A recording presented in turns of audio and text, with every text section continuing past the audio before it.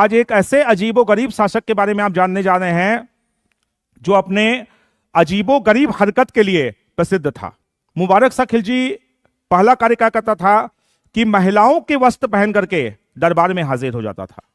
सोचिए, एक पुरुष शासक महिलाओं के वस्त्र पहन करके दरबार में हाजिर हो रहा है, इससे बड़ा आश्चर्यजनक बात और क्या हो सकती है। तो आपसे पूछ देगा इसी क्रम में कि दिल्ली सल्तनत का वह कौन सा शासक था जो महिलाओं के वस्त्र पहन करके दरबार में आता था?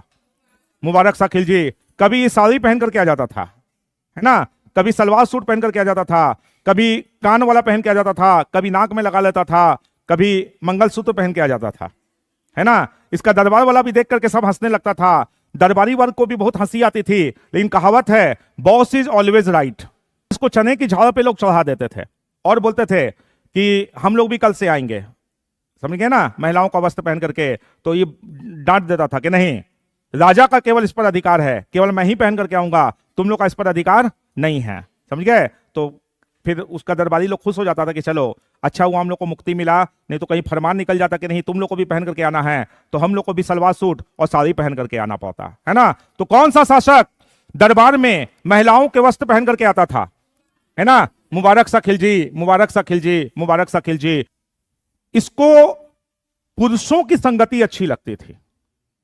दिल्ली सल्तनत का वह कौन शासक था जो स्वयं को खलीफा का करके पुकारता था? मुबारक शाह खिलजी था, मुबारक शाह खिलजी था। बहुत इंपॉर्टेंट।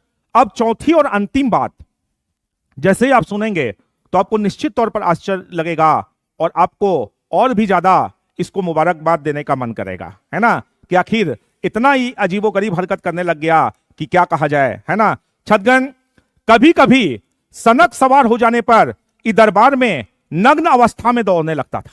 सोचिए, एक तरफ से दूसरी तरफ दौड़ने लगता था।